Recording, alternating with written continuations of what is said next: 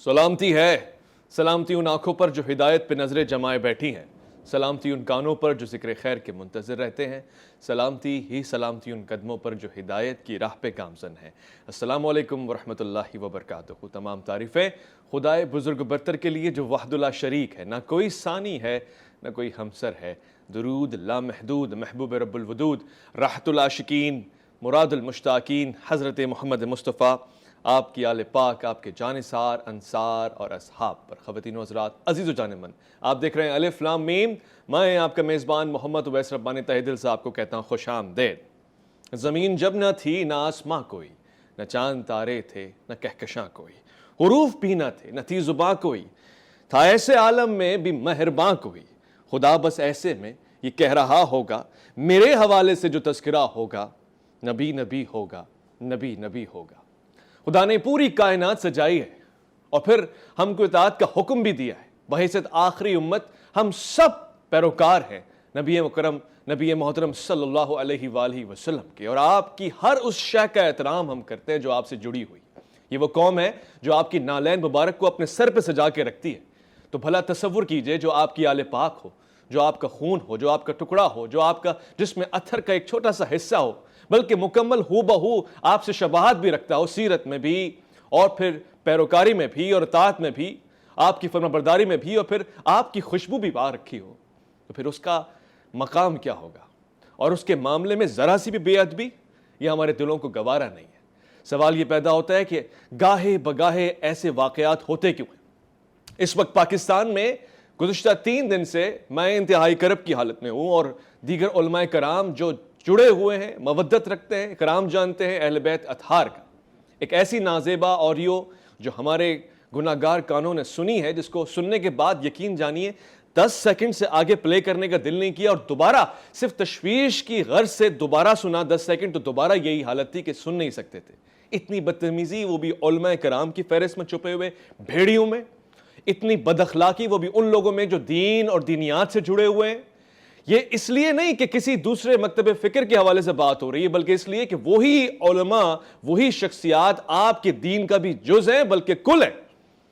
اب میں اس قدر مجبور ہوں کہ وہ آڈیو بھی پلے نہیں کر سکتا، وہ ویڈیو بھی پلے نہیں کر سکتا، مگر اسی کو پیش نظر رکھتے ہوئے جو نام نہاد مولوی عبد الرحمن عرف سلفی عرف XYZ نے یہ گفتگو کی ہے، جس کی وجہ سے بہت سے لوگ غلط بیانی کا بھی شکار ہوئے، بہت سے لوگوں نے غلط پکچرز بھی چلا دی۔ مولانا شام الہی ظہیر صاحب کی بھی پکچرز چلی، انہوں نے بھی اس کی تردید کی، مگر یہ معاملہ کیا ہے؟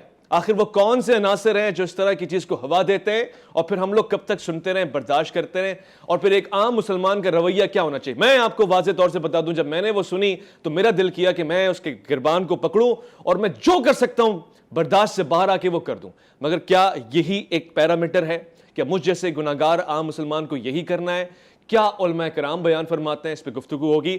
ہمارے ساتھ تشریف فرمائے انتہائی معزز، قابل احترام، اس سے قبل جب بھی ممبر سے کوئی ایسی گفتگو ہوئی، چاہے وہ ممبر اعزا ہو یا ممبر اہل بیت ہو، تو ہم نے ان سے بہت سخت الفاظ سے پوچھا ہے کہ جناب یہ کیا ہو رہا ہے؟ صحابہ کرام کے حوالے سے ایسی گفتگو قابل برداشت نہیں ہے۔ آج ہم انہی سے پوچھیں گے اہل بیت کے حوالے سے۔ مسجد تشریف فرمائے علامہ امین شہیدی۔ السلام علیکم ورحمۃ اللہ۔ وعلیکم السلام ورحمۃ میں خوش آمدید کہنا چاہتا ہوں ہمارے ساتھ جڑے ہوئے، ہمارے ساتھ DSNG بھی موجود ہے۔ آپ کی اس وقت گفتگو بہت معنی خیز ہے، آپ ترجمانی بھی کر رہے ہیں پورے علماء اسلام کی، خاص طور سے مکتب اہل حدیث کے حوالے سے پوچھنا چاہوں گا علامہ ضیاء اللہ شاہ بخاری صاحب، جو اسلامی نظریاتی کونسل کے ممبر بھی ہیں۔ السلام علیکم ورحمۃ اللہ۔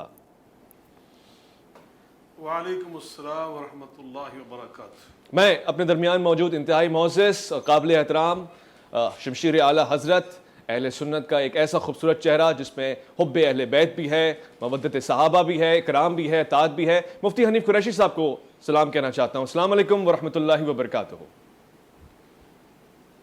وعلیکم السلام ورحمۃ اللہ تعالیٰ وبرکاتہ۔ علامہ ضیاء اللہ شاہ بخاری صاحب، یہ معاملہ کیا ہے؟ سننے میں آیا ہے کہ جن کا تعلق اہل حدیث مکتب فکر سے ہے، یہ اس طرح کے واقعات پہلے نہیں ہیں۔ اس سے پہلے یزید کے حق میں ایک ریلی میں نعرہ لگنا، اور پھر اس کی حمایت میں بات کرنا، اور پھر اس کا دفاع کرنا، اور پھر اسی الف لام میم پروگرام میں اس کی مذمت نہ کرنا، اور پھر آج امام موسیٰ کاظم، آپ پہ ہمارا سلام ہو، اور آپ کے فرزندان، یہاں تک امام حسن عسکری، آپ کے ازواج اور پھر اس طرح تسلسل کے ساتھ آل رسول کے اوپر اتنی گری ہوئی زبان استعمال کرنا کسی مکتب کی تربیت کا کوئی خاصہ ہے؟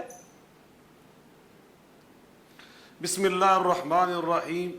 بلا شبہ مکتب اہل حدیث اس مکتب کا نام ہے جس میں امام بخاری، امام مسلم، امام ابو داؤد، امام ترمذی، امام نسائی، امام ابن ماجہ، امام ابن تیمیہ، امام ابن قیم، ان اکابرین کا نام، اور پھر بر صغیر میں نواب صدیق الحسن خان رحمۃ اللہ علیہ اور بطل حریت حضرت مولانا سید محمد دو غزنوی رحمۃ اللہ علیہ. ان کی تو کتابیں، نواب صدیق الحسن ایک مستقل کتاب ہے اہل بیت کے حوالے سے، تشریف البشر بذکر الائمۃ الاثنی عشر، اور حضرت سید دو غزنوی رحمۃ اللہ کی کتاب ہے اسوہ امام حسین علیہ السلام. اللہ. تو ہمیں تو یہ لٹریچر ہم نے پڑھا ہے، اور یزید کی مذمت میں تمام ائمہ محدثین کرام نے ہمیں یہ پیغام دیا ہے کہ لیس باہل الروایہ لأنه من قطرۃ الحسین ابن رسول اللہ صلی اللہ علیہ وآلہ وسلم، کہ یزید سے حدیث نبوی روایت نہیں کی جا سکتی، اس کے پاس یہ اہلیت ہی نہیں ہے. اور اس کا سبب صرف ایک ہی بیان کیا، یہ بیان نہیں کیا کہ وہ کذاب تھا، اس کا حافظہ کمزور تھا، ایک بات ہی کہی، اور وہ یہ ہے لأنه من قطرۃ ابن حسین ابن رسول اللہ صلی اللہ علیہ وسلم، فرزند رسول امام حسین کے قاتلوں میں شمار ہوتا ہے. اس لیے جو قتل حسین اتنا بڑا جرم ہے کہ اس کی وجہ سے اس کی حدیث نبوی کی روایت قبول نہیں ہو سکتی. ہم نے تو یہ اس مکتب میں پڑھا ہے. اور ائمہ اہل بیت جن کے بارے میں اللہ رب العزت نے جن اہل بیت کے بارے میں ہمیں پیغام دیا، انما یرید اللہ لیذھب عنکم الرجس اہل البیت ویطہرکم تطہیرا، اور نبی کریم علیہ الصلوۃ والسلام نے فدعا علی و فاطمہ والحسن والحسین وجللهم بکسائم وقال اللہم ہؤلاء اہل بیتی. آپ نے چادر نبوت میں سیدہ فاطمہ الزہرا، حیدر مرتضیٰ، امام حسین علیہ السلام کو بلا کر چادر نبوت ڈال کر فرمایا یہ میرے اہل بیت ہیں. ان نفوس قدسیہ کے بارے میں لب کشائی کرنا، نبی پاک صلی اللہ علیہ وسلم نے سنن ابن ماجہ کے اندر حدیث قسم اٹھا کر فرمایا والذی نفسی بیدہ لا یبغضنا اہل البیت احد الا ادخلہ اللہ النار، کہ جو میرے اہل بیت سے بغض رکھتا ہے میں اللہ کی قسم اٹھا کر کہتا ہوں وہ جہنم میں جائے گا. یاد رکھیے کوئی دنیا میں ایک اہل حدیث ایسا نہیں ہے کہ جو امام موسیٰ کاظم ان کی شان اقدس میں ادنا گستاخی کرے. جس آڈیو کی آپ بات کر رہے ہیں واللہ العظیم جو آپ نے ترجمانے کی حق ادا کر دیا، کوئی کلمہ گو، کوئی ایمان والا، کوئی مسلمان نبی پاک صلی اللہ علیہ وسلم سے محبت کا دعویٰ کرنے والا وہ اس کو سن نہیں سکتا، کیسے سکتا ہے. اور ابھی آپ نے علامہ حشام صاحب کی بات کی، ابتسام صاحب کی بات کی. میں حالانکہ ہمارا تنظیمی ان سے الگ الگ ہم تنظیموں میں، لیکن میں پوری ذمہ داری سے ان کو جانتا ہوں، ذمہ داری سے یہ بات کہتا ہوں. ایسے عقائد، ایسے افکار، ایسے نظریات کسی پاکستان کے کسی ایک اہل حدیث کے نہیں ہے، بالکل نہیں. یہ کوئی غدار ملک و ملت ہے، یہ کوئی علامہ صاحب اہل بیت ہیں، اور یہ آپ نے علامہ شام علی ظہیر، علامہ اختصار الہی ظہیر، آپ نے دونوں کو تو بچا لیا، ان کے دفاع بھی کیا، بالکل وہ اس پہ ملوث بھی نہیں ہے، یہ واضح ہو گئی بات. مگر مسئلہ آل رسول کا ہے، ان کا دفاع کون کرے گا؟ مفتی حنیف قریشی صاحب اب سرعام آڈیو میں، لیکچرز میں، بیانات میں، مساجد میں فرزندان امام حسین، امام حسن کو گالیاں دی جا رہی ہیں معاذ اللہ. اور میں یہ بھی کہنا چاہ رہا ہوں کہ شیخ عبد القادر جیلانی الغوث الورا کے والد محترم، آپ کے دادا، آپ کے جد امجد کو گالی دی جا رہی ہے. تو کیا اہل سنت صبر کرے یا کوئی قانون بنے؟ کرے تو کیا کریں؟ بسم اللہ والصلاة والسلام علی رسول اللہ. محترم ربانی صاحب، تمام مسلمانوں کے لیے رہنما اللہ کی لاریب کتاب قرآن ہے، اور اس کے بعد رسول اللہ کے فرامین ہمارے لیے بہترین نمونہ ہے.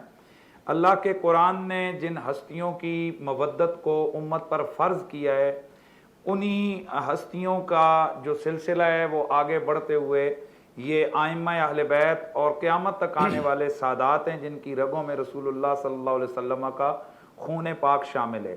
حضرت سیدنا امام موسیٰ کاظم علیہ السلام یہ کسی ایک مکتبہ فکر کے بزرگ نہیں ہیں، بلکہ بالاتفاق پوری امت ان کی ولایت پر، ان کی ثقافت پر، ان کے امام کبیر ہونے پر، ان کے بہت بڑے اللہ کے نیک بندہ ہونے پر، دین کا نمائندہ ہونے پر، ایک امام المسلمین ہونے پر متفق ہے۔ حق۔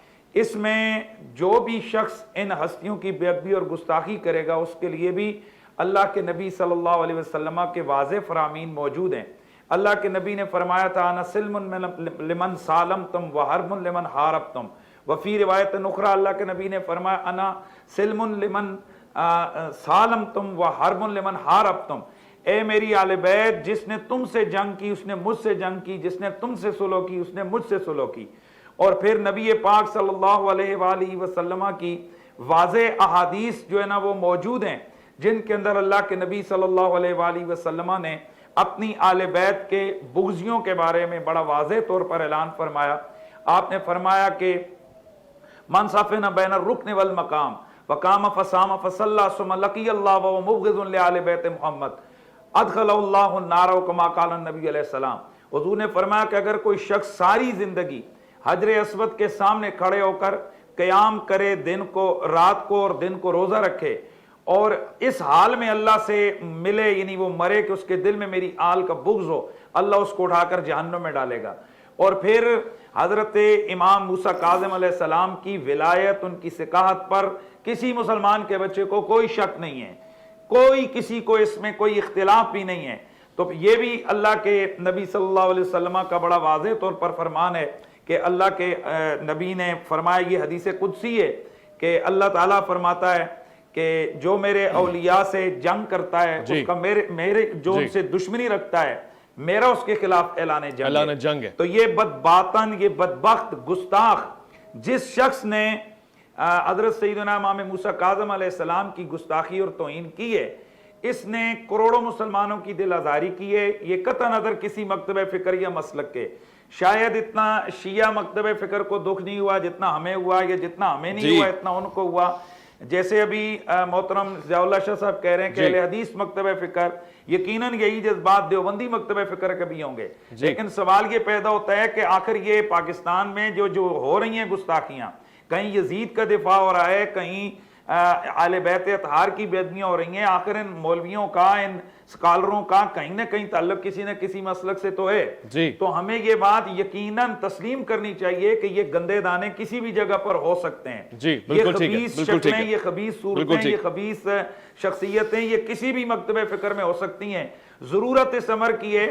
اب ہمیں آپ نے یہ کہا کہ قانون کیا، قانون بنے ہوئے ہیں جناب، جتنے پاکستان کے مضبوط قوانین بلاسفمی کے حوالے سے بنے ہوئے ہیں، میں سمجھتا ہوں پوری دنیا میں ایسے قوانین کسی ملک میں نہیں ہیں۔ ضرورت اس امر کی ہے کہ ہماری انتظامیہ کہاں ہے، ہمارے ادارے کہاں ہیں، ہماری پولیس کہاں ہے، ہماری ایجنسیاں کہاں ہیں۔ کیا ملک کے اندر آگ لگ جائے گی تو اس کے بعد یہ لوگ اس پہ پانی ڈالنے آئیں گے، یا پہلے ہی سے اس تیلی لگانے والے ہاتھوں کو یہ پکڑیں؟ اگر مجھ پہ شیعہ سنی کا لیبل نہ لگے تو کیا میں یہ سوال پوچھنے کی جسارت کر سکتا ہوں؟ میں علامہ صاحب سے بھی پوچھوں گا کہ ابھی بھی کوئی ریلی نکلے گی، کوئی احتجاج ہوگا، کوئی ڈنکے کی چوٹ پہ باہر نکل کے ہم ایسے لوگوں کو منظر عام پہ لا کے کوئی سبق سکھائیں گے یا نہیں سکھائیں گے؟ علامہ صاحب سب سے پہلے تو میں بڑا معذرت خواہ ہوں، اور یہ جملہ ریپیٹ کرنے کی میرے اندر جسارت نہیں ہے کہ کس لیول کی گستاخی ہوئی ہے۔ میرے علم میں ہے کہ آپ کل ہی حضرت امام علی رضا آپ پہ ہمارا سلام ہو، آپ ان کے روضے سے ہو کر آئیں، مجھے ڈر ہے کہ آپ نے شکایت نہ کی ہو اس امت کی اور ان لوگوں کی۔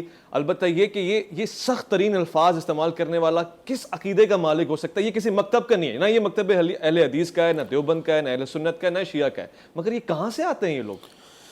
بسم اللہ الرحمن الرحیم۔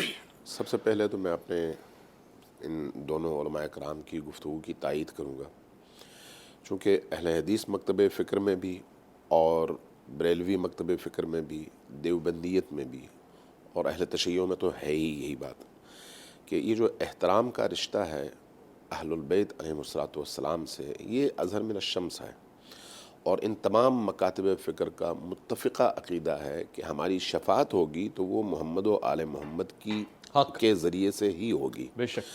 اب اگر کوئی شخص ان ہستیوں کی شان میں گستاخی کرتا ہے تو اس کے دو پہلو ہیں۔ ایک یہ کہ آپ کو کوئی علمی اختلاف ہے، آپ اس علمی اختلاف کی بنیاد پر ان کی مخالفت کرتے ہیں، یہ ایک الگ چیز ہے، یہ آپ کے فہم کا اختلاف ہے، یہ آپ جانیں، آپ کا مکتب جانیں، آپ کا نظریہ جانیں، اور جو لوگ ان کو مانتے ہیں ان کا نظریہ جانیں۔ لیکن ایک دفعہ آپ ان پر سب و شتم کرتے ہیں، ان کو برا بھلا کہتے ہیں. یہ بھی برائی کا دوسرا مرحلہ ہے, اختلاف کا دوسرا مرحلہ ہے, لیکن برائی کی شکل میں. لیکن اب اس شخص کے لیے انسان کہنا, میری زبان میں ذرا زبان میری مشکل ہے کہ میں اس کو انسان کہہ سکوں. اس نے جو زبان استعمال کی ہے وہ زبان اگر دیکھی جائے تو یہ سب و شتم سے آگے نکل کر ناموس کی گالیاں دی گئی ہیں. جی ایسا ہی. یہ جو ناموس کی گالی ہے یہ یعنی خباثت اور حرام زدگی کی وہ انتہا ہے جس کے بعد پھر کسی پلیدی کا تصور نہیں ہو سکتا. صحیح بات. اس کا مطلب یہ ہے کہ اس کا پورا سراپا حرام سے ہی بنا ہے اور نجاستوں سے بنا ہے. اس کے علاوہ کوئی شخص ایسی جرأت نہیں کر سکتا. اب جب یہ ہو گیا تو اب اگلی بات جو بڑی اہم ہے میں کرنا چاہوں گا. دیکھیے, ایک ہے قانونی مرحلہ, شرعی حکم, قانونی حکم, آئین پاکستان کیا کہتا ہے اور دین کا حکم کیا ہے. دوسرا ہے ہماری ذمہ داری کیا ہے. شریعت کے مطابق وہ حدیث اہل سنت کے ہاں بھی ہے, من سبنی فقتلوہ, ہمارے ہاں بھی ہے. اسی طرح سے مکتب اہل البیت میں احادیث کا ایک پورا مجموعہ ہے جو نبی پاک اہل البیت اعظام سے مراد ائمہ اثنا عشر, ان ہستیوں کی شان اقدس میں اگر کوئی ایسی زبان استعمال کرتا ہے تو حاکم شرع پر لازم ہے کہ وہ حکم دے اور اس کی گردن اڑائی جائے. اچھا, گردن اڑائی جائے, یعنی اس کے علاوہ کوئی اور سزا نہیں ہے. کیونکہ کسی انسان کو یہ آزادی حاصل نہیں ہے کہ وہ اللہ کی برگزیدہ کسی ایسی ہستی کے حوالے سے جو صاحب ولایت اور صاحب مقام ہو, صاحب منصب امامت ہو, اس کی بارگاہ میں, یا صاحب نبوت ہو, ایسی شخصیت کی بارگاہ میں ایسی کوئی جسارت کر سکے. شریعت نے یہ بالکل واضح کر دیا. اگر آپ کو یاد ہو کچھ عرصے پہلے ایک گستاخ شخص نے ایسی گفتگو کی اور امام مہدی علیہ السلام کی شان اقدس میں ایسی ہرزہ سرائی کی اور آخرکار وہ فی النار ہوا. اب جو قانون کی صورت ہے, پاکستان کے اندر قانون موجود ہے اور اس قانون کے تحت بجائے اس کے کہ لوگ احتجاج کریں تب حکومت اس کے خلاف قدم اٹھائے, ریاست کی ذمہ داری بنتی ہے کہ معاشرے کو اس طرح کے افراتفری سے بچانے کے لیے وہ سب سے پہلے یہ قدم اٹھائے. پولیس کی ذمہ داری کیا ہے؟ قانون کا نفاذ. قانون کے نفاذ کے لیے کیا اگر رستے میں کسی شخص کو مار دیا جائے تو پولیس انتظار کرے گی کہ لواحقین احتجاج کریں تو تب جا کر ہم اس کے خلاف FIR کاٹیں؟ لیکن ہو یہ رہا ہے, یہ المیہ ہے. اب دوسری بات جو بڑی اہم ہے, میں یہ بات عرض کرنا چاہوں گا. میں اس اہم بات سے پہلے ایک مختصر سے وقفہ لے لوں, لوٹ کر آؤں گا. یہ انتہائی میں اسی بات کو یہیں سے جوڑنا چاہوں گا. مجھے یہ نظر آ رہا ہے کہ احتجاج تو کوئی نہیں ہو رہا, مگر یہ بھی مجھے نظر آ رہا ہے کہ کوئی قانونی کارروائی نہیں. ایک FIR نام نے ہاتھ کٹ چکی ہے, البتہ یہ نہیں سمجھ میں آ رہا ہے کہ وہ بندہ ہے کہاں, کس کے آڑ میں کس کا بھانجا ہے, کس طبقے سے اس کا تعلق ہے, اور یہ بات ابھی مزید آگے بڑھے گی. ایک مختصر سے وقفہ ہے, الف لام میم میں آپ کا انتظار ہے.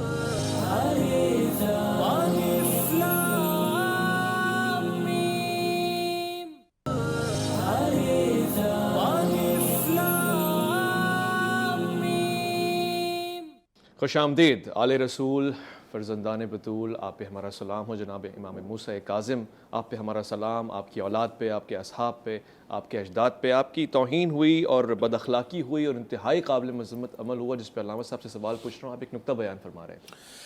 جی, میں عرض کرنا چاہ رہا تھا, دو پہلو پہلے میں بیان کر چکا ہوں. یہ تیسرا پہلو انتہائی اہم ہے اور اس کا تعلق حکومت سے, شریعت سے نہیں, عوام سے ہے, علماء کرام سے ہے. دیکھیں, سوشل میڈیا کا دور ہے, برائیوں کو پھیلانا آسان تو ہے لیکن اس کے نتیجے میں برائی کی قباحت ختم ہو جاتی ہے. یہ جو ویڈیو آئی ہے, ویڈیو جس کے اندر آڈیو بھی موجود ہے, اس کو پھیلانے سے اجتناب کریں. یہ انتہائی اہم مسئلہ ہے. کیوں؟ وہ جو تقدس ہے ہمارے ذہنوں میں, ہمارے دلوں میں, ہمارے ایمان کا حصہ ہے, اس تقدس پر ضرب ہے یہ. اچھا, اس لیے نہ صرف اس کو پھیلائیں نہیں بلکہ اس کے بارے میں گفتگو بھی نہ کریں. ہاں, جو ذمہ دار حضرات ہیں ان کی پہلی ذمہ داری بنتی ہے کہ وہ ریاست کے گریبان میں ہاتھ ڈال کر مجرموں کی سزا کا مطالبہ کریں.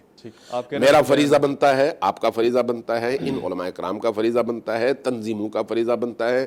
یہ جو مذہب کے بڑے بڑے ٹھیکیدار اپنے فرقہ وارانہ انفرادی مسائل پر دنیا کو سر پر اٹھا لیتے ہیں, ان کا فریضہ بنتا ہے, عدلیہ کا فریضہ بنتا ہے, پولیس کا فریضہ بنتا ہے کہ وہ اس طرح کے جرائم کی روک تھام کے لیے آخری حد تک جائیں.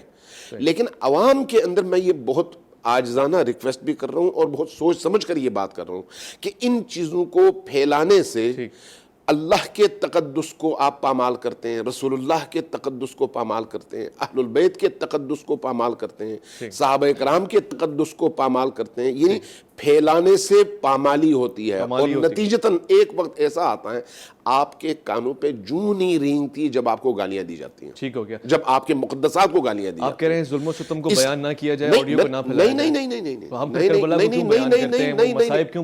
نہیں، آپ نے یا غلط سمجھا یا غلط سوال اٹھایا. دیکھیے میں یہ نہیں کہہ رہا کہ اعتراض نہ کریں، میں یہ نہیں کہہ رہا، چونکہ اعتراض نہ کرنا تو جرم ہے، خاموش رہنا جرم ہے. میں یہ کہہ رہا ہوں کہ ان ویڈیوز کو جن میں ننگی گالیاں ہیں، فحاشی ہے، جو خود شریعت کی روح کو کچلنے کا باعث ہے، ان چیزوں کو نہ پھیلائیں. آپ جیسے ابھی آپ نے پروگرام کیا، یہاں پر آپ نے ان گالیوں کو پھیلایا نہیں ہے، اس کی ویڈیو نہیں دکھائی، وہ الفاظ لوگوں کو نہیں سنائے. لیکن لوگ جو اس وقت کر رہے ہیں سوشل میڈیا میں، چاہے وہ فیس بک ہو یا یوٹیوب ہو یا دیگر ذرائع، وہاں پر ان ویڈیوز کو پھیلا رہے ہیں جس کے نتیجے میں ان تک بھی بات جا رہی ہے جنہوں نے کبھی سنا نہیں.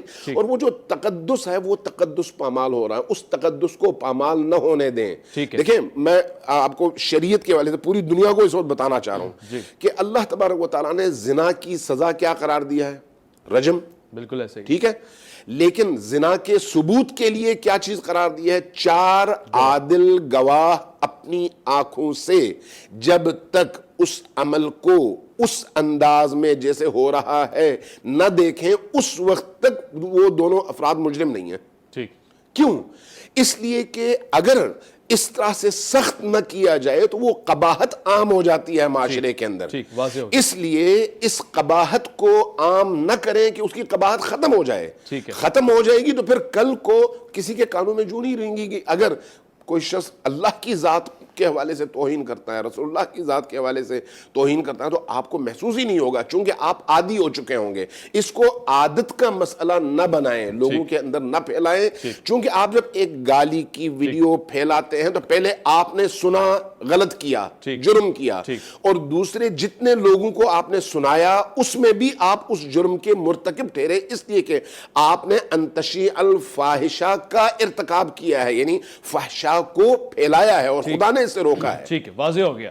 علامہ ضیاء اللہ شاہ بخاری صاحب، میں یہاں پر چونکہ ائمہ اہل بیت کے حوالے سے بھی گفتگو کر رہا ہوں، آپ کے فضائل اور مناقب کو بھی سن رہا ہوں آپ لوگوں کی زبانی سے، تاکہ لوگوں میں یہ رجحان اور یہ امپریشن جائے کہ یہ کسی مکتب کا کارنامہ نہیں ہے. اور ساتھ ساتھ میں یہ بھی واضح کرنا چاہتا ہوں کہ اس آڈیو کی آڑ میں بہت سارے علماء کرام جن کو عزت اور احترام کی نگاہ سے دیکھا جاتا ہے، ان کے حوالے سے بھی نازیبہ الزامات لگائے گئے، کبھی ان کی پکچر لگائی گئی، کبھی ایسے نام لیے گئے. اب مولانا عبد الرحمن سلفی صاحب ایک بزرگ شخصیت ہے، اس نام سے بھی جوڑ دیا کیونکہ نام ایک جیسا تھا. آپ ذرا واضح فرما دیں گے یہ شخص ہے کون، اس کا اصل پورا نام کیا ہے اور ہم اس کو کس نام سے پکاریں، کیا معاملہ ہے؟ ربانی صاحب، آپ نے ایک بہت اچھی خوبصورت بات کی ہے کہ حضرت مولانا بقیت السلف عبد الرحمن سلفی دامت برکاتہم العالیہ، جو جماعت غرباء اہل حدیث پاکستان کے مرکزی امیر ہیں، شیخ الحدیث اور شیخ القرآن، بڑی بزرگ شخصیت ہے. آپ سب جانتے ہیں جامعہ ستاری ایک بہت بڑی درسگاہ کراچی میں، وہ اس کے بانی اور محتمم بھی ہیں. اور ان کے والد گرامی کا تفسیر ستاری میں جہاں بھی ائمہ کرام کا ذکر کرتے ہیں، ائمہ اہل بیت کا، امام حسن علیہ السلام لکھتے ہیں، امام حسین تو امام کے لفظ کے ساتھ لکھتے ہیں. یہ انداز ہے ان اکابرین کا. تو یقیناً آپ نے اصلاح فرمائی. تو یہ جو عبد الرحمن نامی آدمی ہے، شہیدی صاحب کو علم ہے اور قریشی صاحب بھی جانتے ہیں کہ میرا چونکہ الحمدللہ پورے پاکستان کے اہل حدیث جتنے بھی حلقے ہیں سب میں میرا آنا جانا ہے. میں بہت سارے بے شمار علماء کو جانتا ہوں، لیکن یہ کوئی کمینہ اور یہ گھٹیا کو ایسا فرد ہے، سچی بات میں اس کو بالکل ابھی تک نہیں جانتا. یہ کون ہے، کہاں کا یہ ہے، کبھی میں نے اس کا نہیں سنا. یہ پہلی بار میں نے اس کی ابھی جو جس طرح آپ نے سنا، پہلی بار یہ میں سن رہا ہوں. اچھا. تو یہ بالکل ایک سازش ہے، یہ ایک شرارت ہے، اور یہ مسالک اور مکاتب فکر کے درمیان محرم الحرام کی آمد سے پہلے پچھلے سال کی طرح فرقہ وارانہ فضا قائم کرنے کی ایک بہت بڑی سازش ہے. جی میرا مطالبہ ہے حکومت سے, میرا مطالبہ ہے ریاست سے کہ بر وقت, جیسے بھی شہیدی صاحب فرما رہے تھے, بر وقت اس کا نوٹس لینا ہوگا اور اس خبیث انسان کو, اس ملعون فرد کو, اس کو کڑی سزا, کڑی سے کڑی سزا, عبرتناک سزا دینی چاہیے, عبرت کا نشان بنانا چاہیے. یہ پاکستان کی سلامتی سے کھیلنے کی سازش ہے. جی یہ پاکستان کی امن سے کھیلنے کی ایک بات ہے. جہاں تک تعلق ہے حضرت سیدنا امام موسیٰ کاظم علیہ السلام کی شخصیت, عظمت اور فضیلت کی, جی آپ حیران ہوں گے کہ ہم نے تو ان اکابرین کا, ہم نے ان اکابرین کی جانشینی کا علم اٹھایا ہوا ہے. امام ابو حاتم جیسے محدث, ان کے بارے میں ارشاد فرماتے ہیں ثقۃ صدوق امام من ائمۃ المسلمین. جی امام ذہبی رحمت اللہ علیہ جیسے محدث سیر اعلام النبلاء میں ارشاد فرماتے ہیں, ذرا الفاظ سنیے, فرماتے ہیں هو الامام القدوۃ السید, وہ امام ہمارے, وہ ہمارے لیے نمونہ, وہ ہمارے لیے اسوہ, ہمارے رہنما, والسید, وہ ہمارے سید, وہ ہمارے سردار, وہ ہمارے پیشوا. یہ الفاظ ہیں حضرت امام موسیٰ کاظم علیہ السلام کے بارے میں ہمارے اکابرین کا. امام زرکلی رحمت اللہ علیہ علام میں کیا ارشاد فرماتے ہیں, فرماتے ہیں انہو من سادات بنی ہاشم. یہ بنو ہاشم کے جو بڑے اکابر, بڑے سردار, بڑے آئمہ, یہ ان میں سے ہیں. امام من ائمۃ المسلمین, مسلمانوں کے جو نامور ترین امام ہیں, یہ ان میں ہیں. بے شک. تو یہ ہمیں تو سبق دیا گیا. اور آپ یقین جانیں, میں کہتا ہوں قریشی صاحب وہ حدیث قدسی جو صحیح مسلم کے اندر مروی, اس کا ترجمہ پیش کر رہے تھے. نبی کریم علیہ الصلوۃ والسلام نے ہمیں اللہ کا یہ فرمان سنایا کہ من عاد لی ولیا فقد آذنت بالحرب. جو میرے کسی دوست, میرے کسی ولی کے خلاف بغض رکھتا اپنے دل میں عداوت رکھتا ہے, میں اللہ اس کے خلاف اعلان جنگ کر دیتا ہوں. سبحان اللہ. یہ جو عبد الرحمن نامی کمینہ انسان ہے, اللہ کی قسم اٹھا کے کہتا ہوں بحیثیت ایک طالب علم, اللہ کے ساتھ یہ جنگ کی صورت میں آ چکا ہے. اب یہ کبھی سرخرو نہیں ہوگا, انشاءاللہ, یہ نیست و نابود ہوگا, یہ ذلیل و خوار ہوگا, یہ خیب و خاسر ہوگا.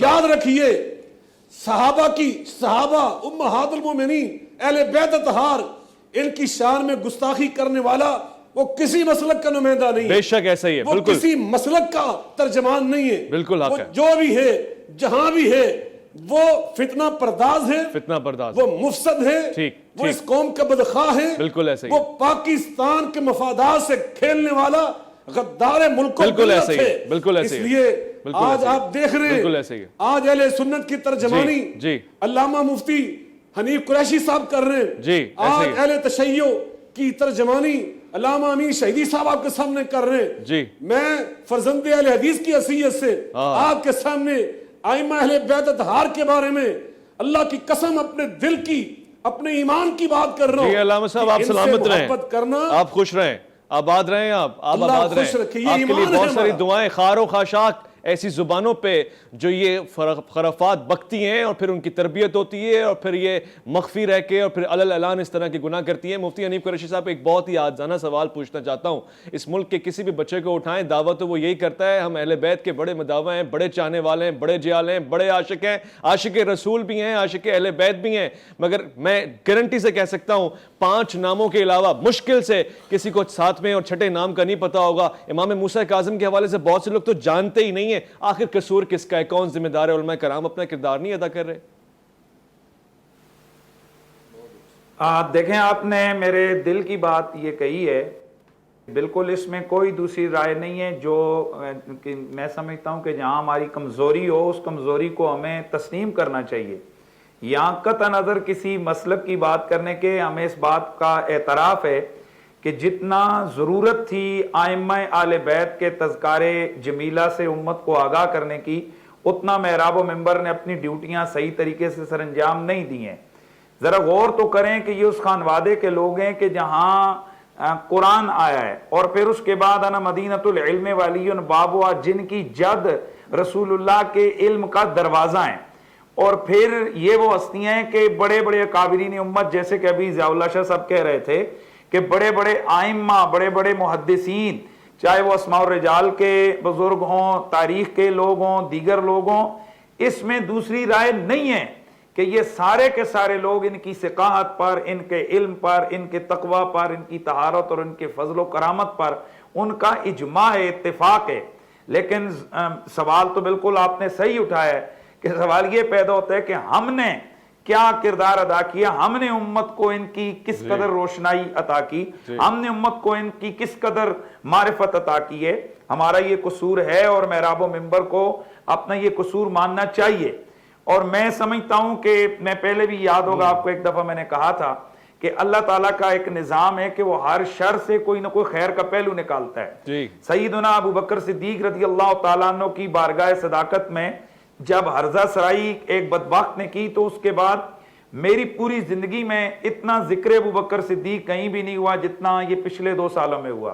اس کے بعد ایک اور بدبخت نے سیدۃ نساء العالمین، خاتون جنت، جگر گوشے مصطفیٰ سیدہ زہرا سلام اللہ علیہا کی بارگاہ طہارت کے اندر جب ہذیان بکا تو آپ نے دیکھا کہ اس کورونا کے باوجود گھر گھر میں، نگر نگر میں، گلی گلی میں، مسجد مسجد میں میرے سرکار کے جگر کے ٹکڑے کی وہ شانیں سنی اور سنائی گئیں کہ کلیجے ٹھنڈے ہو گئے۔ اللہ نے اس شر میں سے یہ خیر کا پہلو رکھا۔ میں سمجھتا ہوں کہ اس شریر شرارتی انسان کی شرارت، وہ بدبختی، وہ اپنی جگہ قابل مذمت ہے، لیکن اس میں سے جو خیر کا پہلو اب اللہ تعالیٰ میں سمجھتا ہوں کہ نکالے گا وہ یہ ہے، اور ہمیں چاہیے کہ ہم اس میں سے اس خیر کی طرف بڑھیں۔ وہ یہ ہے کہ ہمیں کثرت سے اب اپنی قوم کو ائمہ اہل بیت کا ذکر سنانا ہوگا، اور آنے والا جمعہ آپ بھی اپیل کریں، میں بھی اپیل کرتا ہوں کہ ہم آنے والا جمعہ تمام مکاتب فکر اپنی اپنی مساجد میں حضرت سیدنا امام موسیٰ کاظم علیہ السلام کی خدمت میں نذرانہ عقیدت پیش کریں، آپ کی بارگاہ ناز میں حاضری لگوائیں، اور آپ کی عظمتوں، آپ کے علم، آپ کے تقوی، آپ کے فضل سے لوگوں کو آگاہ کریں، تاکہ اس قسم کے یہ جو ایلیمنٹس اور عناصر جو گستاخانہ لب و لہجہ اختیار کرتے ہیں، ہماری مذمت سے پہلے عوام ان کی مذمت بھی کرتے ہیں اور عوام ان کی مرمت بھی کرتے ہیں۔ اور میں امین شہیدی صاحب کی ایک بات کو تھوڑا سا آگے لے کے چلتا ہوں، میری بھی اس حوالے سے یہی میری خواہش تھی کہ میں اپیل کرتا۔ میں تھوڑی سی توجہ دلاؤں گا ربانی بھائی کہ ہمیں آج تک یہ تو ملتا ہے کہ فلاں ابن خطل نے، اس کی لونڈیوں نے، یا ابو جہل نے، ابو لہب نے، فلاں فلاں فلاں بدبختوں نے رسول اللہ کی بارگاہ میں گستاخانہ اشعار کہے۔ لیکن میں چیلنج سے کہتا ہوں کہ پوری دنیا میں اگر کوئی کہے کہ انہوں نے کیا اشعار کہے تھے تو کوئی بھی نہیں بتا سکے گا۔ اس کی وجہ یہ کہ صحابہ کرام نے یہ تو بتایا کہ انہوں نے گستاخیاں کی، لیکن صحابہ نے ان گستاخیوں کو بیان نہیں کیا ہے۔ بہت اچھے۔ اس کے برعکس حضور کی مدد اور شان میں کس کس نے نعتیں لکھی، وہ آج آپ دیکھیں گے حدیثیں، تاریخیں بری ہوئی ہیں۔ مفتی صاحب آپ سے وعدہ ہے، مطلب یہی ہے کہ وہ جو ویڈیو آڈیو بطور ویڈیو کے چل رہی ہے، ہم اس کو صرف جہاں تک ضرورت ہو کسی علماء کے حوالے سے وہ تو ہم تو بتائیں، علاوہ ازیں عوام تک وہ ویڈیو بحیثیت قوم کے فرد کے میں وعدہ کرتا ہوں کہ اس کو نہیں ہم شیئر کر رہے، نہیں ہم آگے پہنچا رہے، صرف علماء کے سامنے تحقیق کی روح سے رکھیں گے۔ آج پروگرام میں بھی آپ کو اس کی جھلک نظر آئی ہوگی، کوئی آڈیو نہیں پلے کی، اس ملعون شخص کی تصویر بھی ہم نے کوئی نہیں پلے کی۔ اب تو نام بھی نہیں لینا چاہتے تھے، عبد الرحمن نام رکھ کے کچھ ایسی خباثت کرتے ہیں کہ ہم مجبور ہیں، مگر ضرورت تھی، ضرورت کے تحت ہم نے بات کی، مگر آپ کی اس بات نے دل لے لیا میرا۔ میں یہ وعدہ کرتا ہوں، اب ظاہر میں کوئی پیش امام تو نہیں، کوئی جمعے کا خطیب تو نہیں، علماء کرام میرا ساتھ دیں تو بہت بڑی بات ہے، آپ کی آواز میں آواز ملا کر، مگر ہم انشاءاللہ انہی شخصیت کے اوپر، خاص طور سے حضرت امام موسیٰ کاظم آپ پہ ہمارا سلام ہو، آپ کی شخصیت کے اوپر 7 پروگرام کریں گے، آپ کی سیرت کے اوپر، آپ کے کردار کے اوپر، آپ کے احوال کے اوپر اور آپ کے فضائل کے اوپر، مناقب کے اوپر۔ علماء سے بھی گزارش کروں گا، ایک جمعہ نہیں 7 جمعے تسلسل کے ساتھ، کم نہیں پڑے گا مواد آپ کے پر، لیکن ایک گفتگو ہونی چاہیے اور طویل گفتگو ہونی چاہیے۔ ایک مختصر سا وقفہ لے رہا ہوں، لوٹ کر آؤں گا، مزید گفتگو ہوگی۔ الف لام میم میں آپ کا انتظار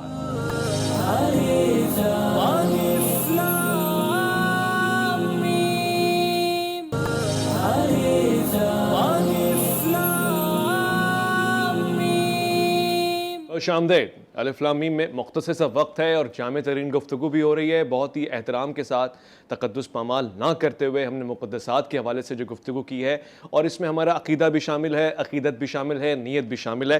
میں علامہ امین شہیدی صاحب سے پوچھنا چاہتا ہوں, ضیاء صاحب نے, مفتی حنیف قریشی صاحب نے بڑی اچھی بات کی ہے. محرم سے پہلے ہمیشہ دیکھا گیا ہے اس طرح کے عناصر سامنے آتے ہیں, اس طرح کے محرکات دیکھے جاتے ہیں. آخر مسئلہ کیا ہے, سازش کس کی ہوتی ہے؟ دیکھیے میرا خیال ہے بعض اوقات ہو سکتا ہے بیرونی ممالک کے کچھ لوگ پاکستان کے اندر امن اور امان کی صورتحال کو مخدوش کرنے کے لیے اس طرح کے اپنے ایجنٹوں کے ذریعے سے کام کریں. اس کا امکان ہے اور ہوتا بھی ہے. انڈیا یہ کام کرتا رہا ہے, بعض اور ممالک یہ کام کرتے رہے ہیں, چونکہ اس سے پاکستان کو ڈی اسٹیبلائز کرنے میں ان کو مدد ملتی ہے. لیکن بعض اوقات خود افراد کے اندر کی خباثت اور ان کی اندر کی گندگی ہوتی ہے. دونوں چیزوں کو ہمیں پیش نظر رکھنا چاہیے.